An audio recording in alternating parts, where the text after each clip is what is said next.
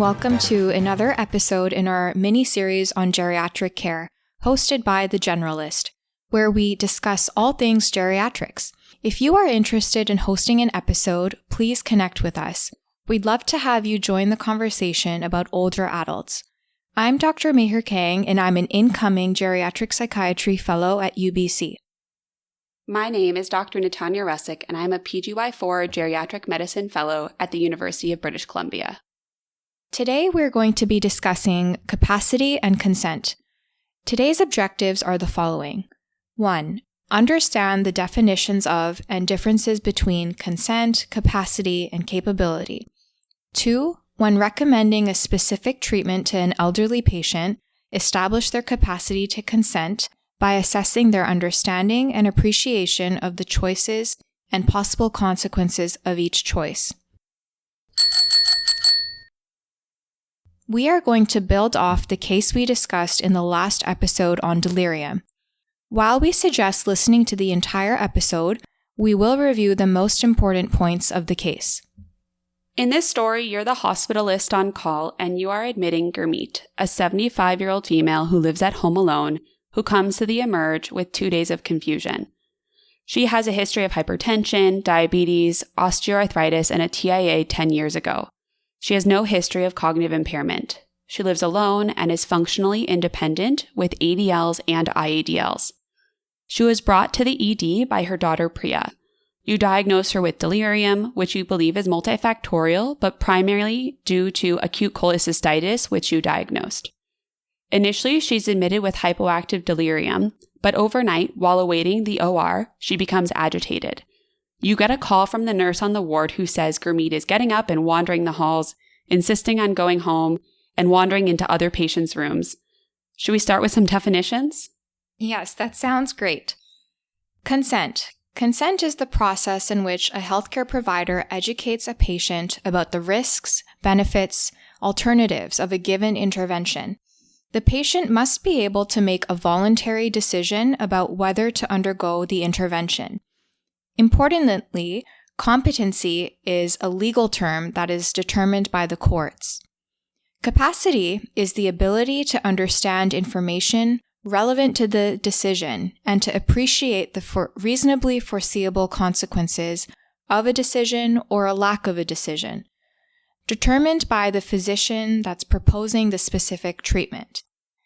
There are many different types of capacity. The most common ones we expect you will encounter include capacity for a specific healthcare decision, financial, regarding long-term care placement, etc. Once again, it's important to note that competence is a legal term that is not used within medical practice.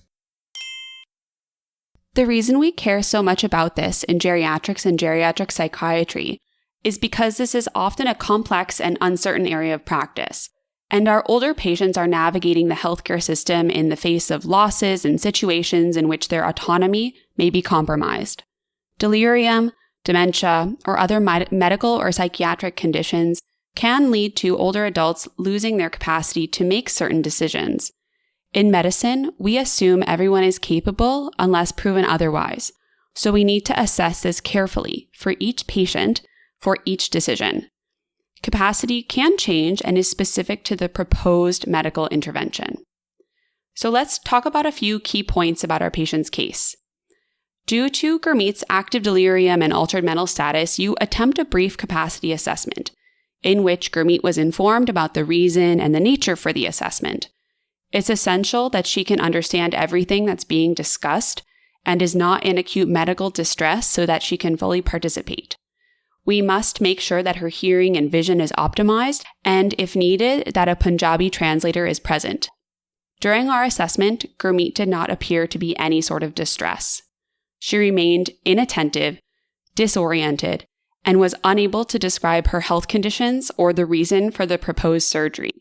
She was unable to participate meaningfully at all in the assessment. She didn't appreciate or understand the need for the surgery for the cholecystitis, or describe any alternatives or really consequences of any of the decisions available. Her mental status continued to fluctuate while you talked to her, and she was not clearly expressing a consistent choice either. So you document your findings in the chart. Is there any resources that you'd recommend to help structure this assessment? The Aid to Capacity Evaluation Tool, or ACE, is a good resource. It recommends assessing a patient's understanding of their medical condition, the proposed treatment, alternative treatments, and the option of refusing treatment, and whether they appreciate the consequences of accepting or refusing such treatment. The 4 key points are understand, appreciate, reason, and communicate, all of which are not demonstrated by our patient. Due to her delirium, she is also not retaining or registering medical information being given to her currently. So once you determine that she lacks capacity currently to make a decision about surgery, what would you do? Since this is an imminent decision to make, whether or not to go for surgery, we must identify a substitute decision maker. Her listed next of kin on her medical file is her daughter Priya. You liaise with your social work colleague to double-check the correct hierarchy of Gurmeet's TSDM. In BC, it is in order of court-appointed guardian, representative, advance directive, spouse, child, parent, sibling, grandparent, etc. You determine that you can contact Priya for healthcare decisions until Gurmeet's capacity improves or changes, in which we reassess. Priya must be a willing and capable adult in contact with the patient in the past year with no ongoing disputes. Right. It's very important to note that much of the next steps depend on the legal guidelines for the province in which you practice.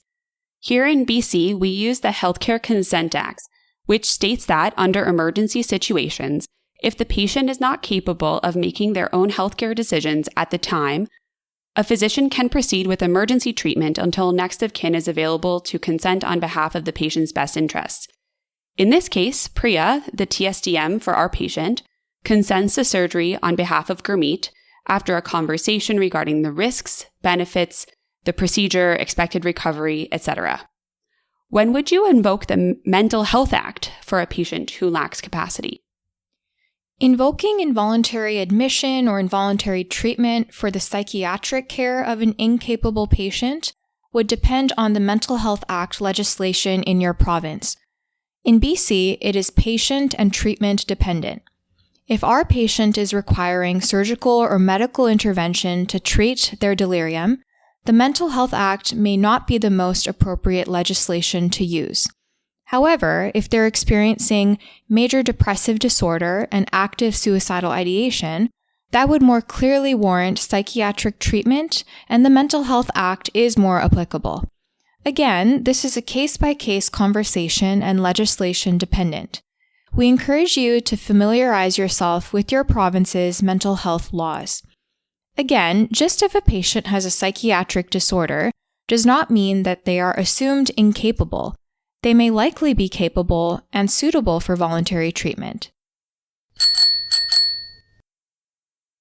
So back to our patient, Gurmeet, this case reflects a pretty common scenario where our patient has an identifiable TSDM, but many cases are more complicated than this. If there are concerns regarding the TSDM or none are available, our colleagues in social work can get involved. Sometimes we need to get an appointed decision maker for a patient who has none readily identifiable. In BC, this is organized through the public guardian and trustee. If the patient is incapable and there is concern of self-neglect, financial abuse, elder abuse, or other similar scenarios, the relevant adult protection service and legislation may be needed with the help of assessment by social work team.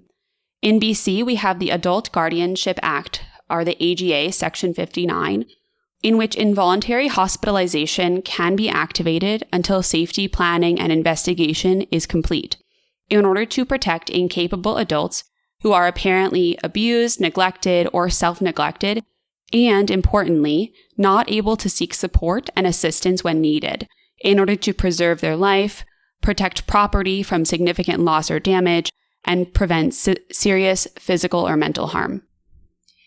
What about another hypothetical? What if Gurmeet was found to be capable and decided not to go forward with the surgery?